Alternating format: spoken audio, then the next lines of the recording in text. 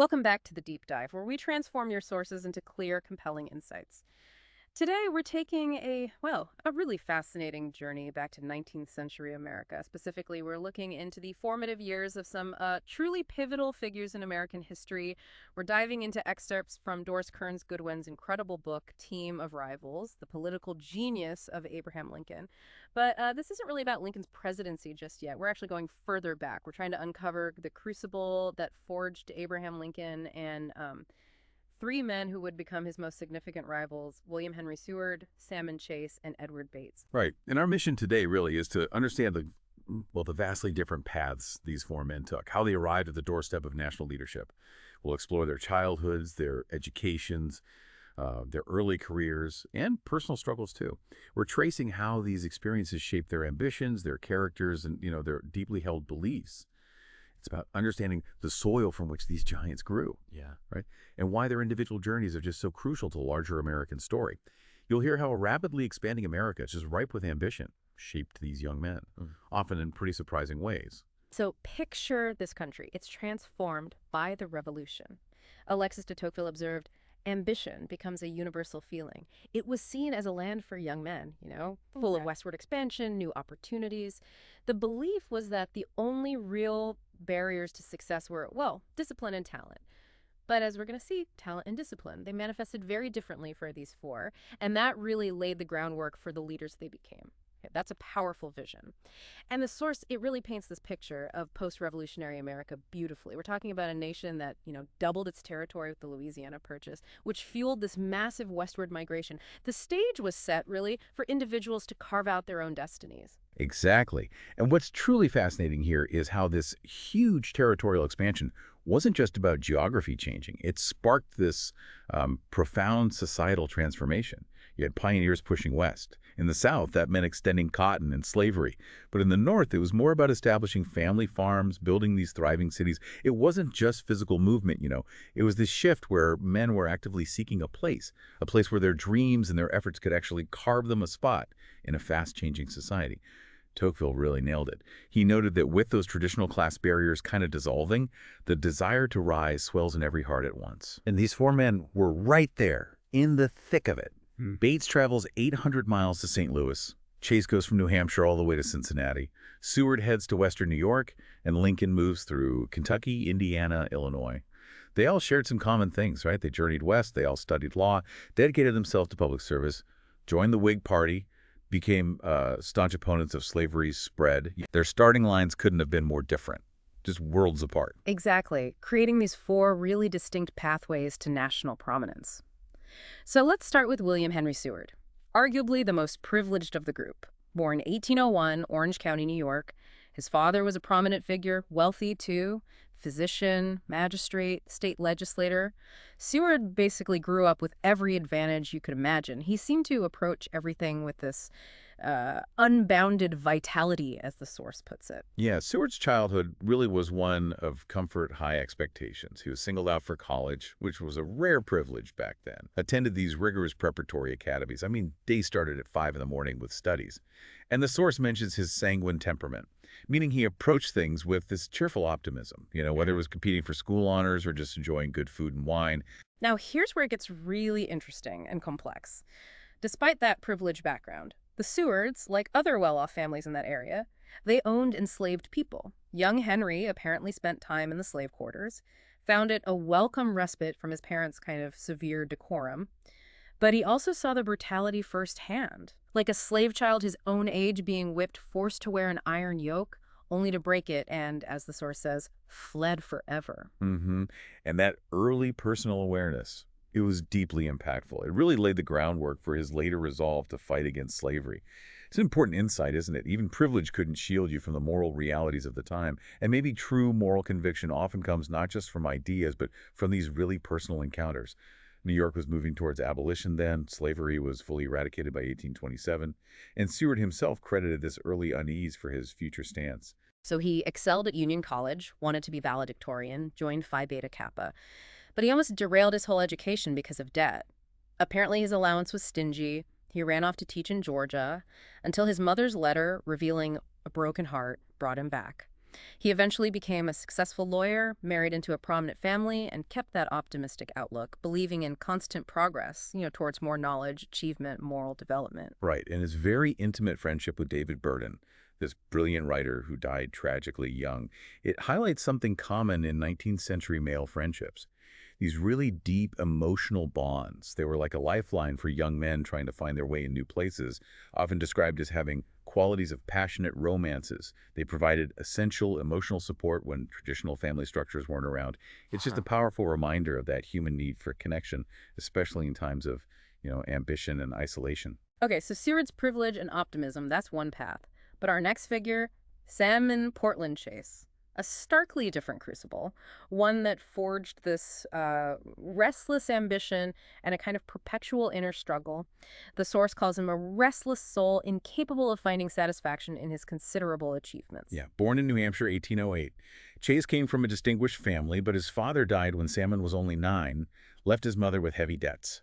So this led to a really pivotal moment. He was sent to live with his uncle, Bishop Philander Chase, out in Ohio.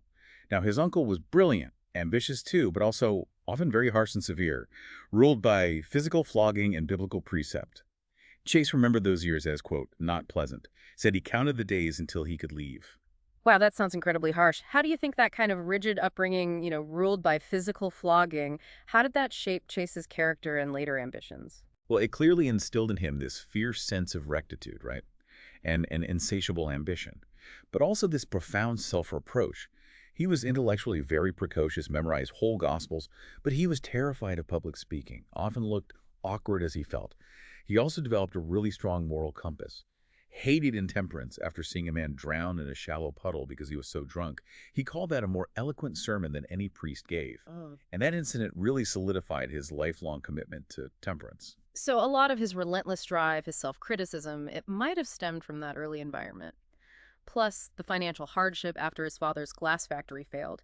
He constantly felt he hadn't achieved enough. Even after graduating with distinction from Dartmouth, Phi Beta Kappa Key and all, he'd even scold himself for reading novels, calling his life wasted. Exactly. And it raises this interesting question, doesn't it? About ambition and early adversity. Chase's journey kind of shows how that strict discipline and financial insecurity can create this almost insatiable drive for achievement. But it's one that's perpetually shadowed by self-doubt. That feeling of never quite being enough no matter how much you accomplish. After college, he taught in Washington, D.C., felt his talents were totally unappreciated, longed for the first class of society, studied law under Attorney General William Wirt, prepared himself diligently, but always felt humbled and mortified by his perceived lack of progress. He even disliked his own name, called it awkward, fishy, considered changing it to Spencer DeChase or Spencer Payne Chase. Yeah. His move to Cincinnati, this booming western city, was a very deliberate attempt to rise fast. He rather immodestly confessed, I would rather be first in Cincinnati than first in Baltimore 20 years hence.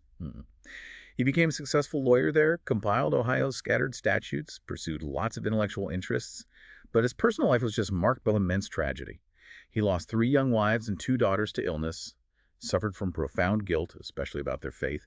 This rekindled his religious commitment, became like a second conversion after his first wife died. He vowed never to let ambition supersede his religious duties. These relentless personal losses, they profoundly shaped his later moral and political views.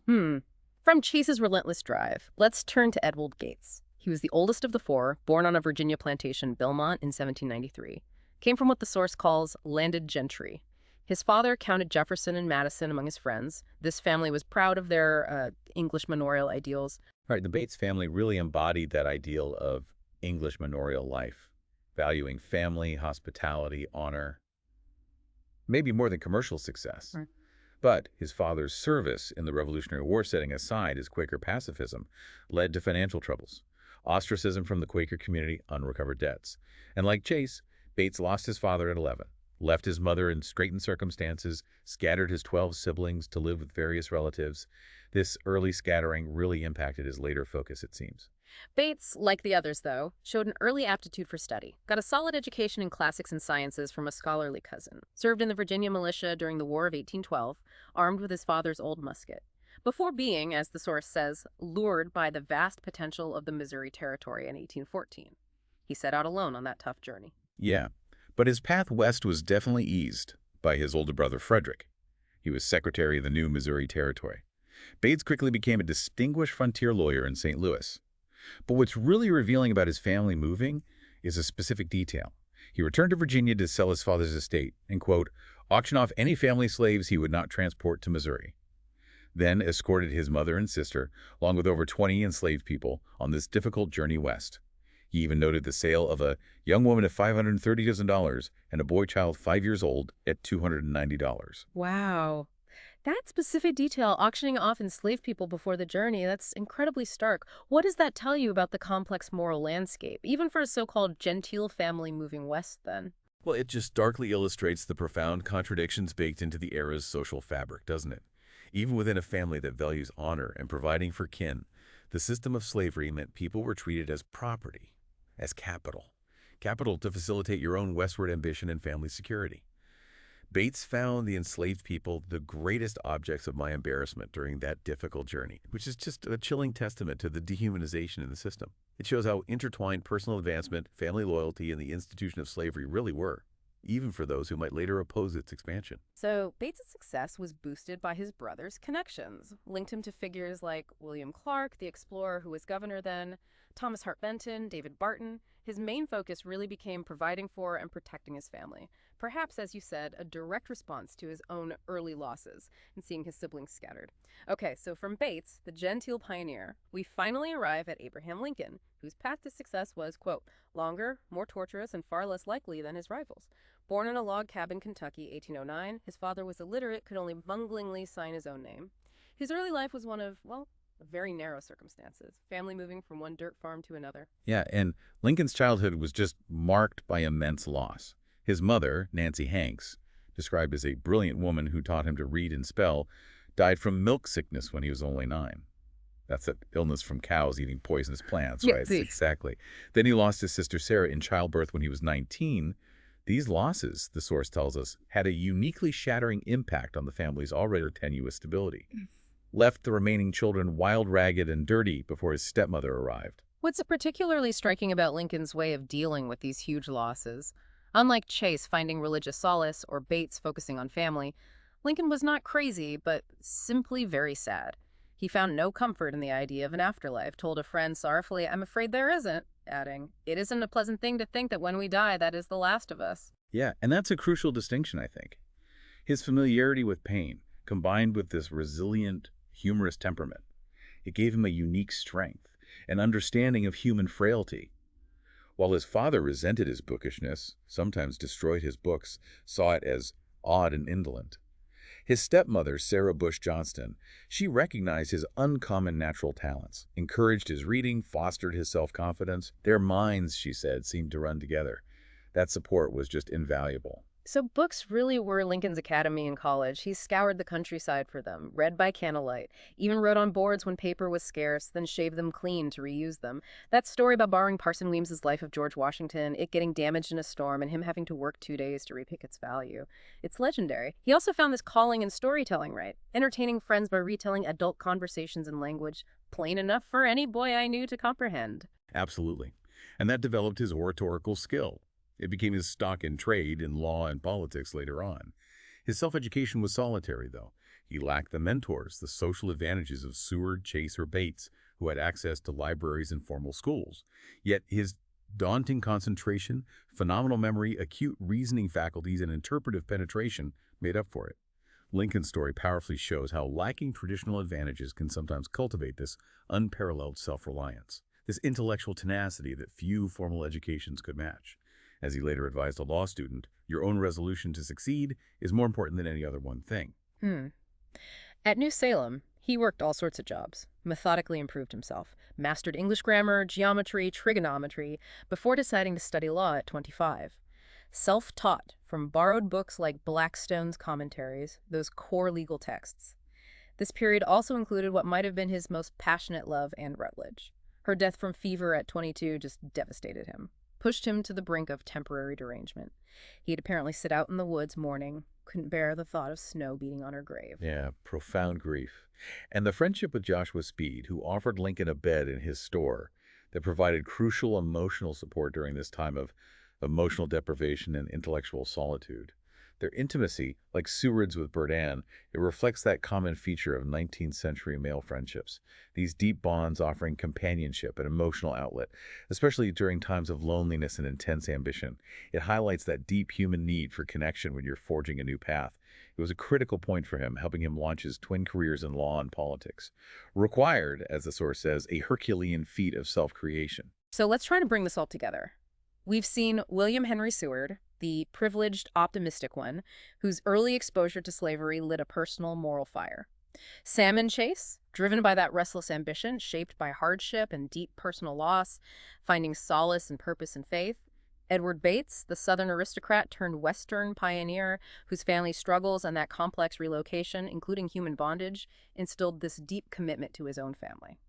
And then Abraham Lincoln, the self-made genius, forged in poverty, immense personal loss, relentless self-education, whose resilience and unique gifts for language came directly out of that struggle. Exactly. These vastly different early lives, filled with ambition, struggle, loss, they shaped the men who would eventually come together, some as rivals, some as allies, to guide a nation through its absolute greatest crisis. Their individual journeys, however different, really highlight the extraordinary forces at play in 19th-century America, and the diverse places leadership can actually spring from. Understanding these foundational experiences gives us, well, invaluable context for their later roles on the national stage. It really makes you wonder, doesn't it? How much do our earliest experiences, our wins, our deepest losses, even just the circumstances we're born into, how much do they truly define the leaders we become? And what unexpected strengths can actually arise from the most difficult beginnings? Well, thank you for joining us on this deep dive into the formative years of these truly remarkable figures. We hope this has given you maybe a fresh perspective on the men behind the legends. Until next time, keep digging deeper into the stories that shape our world.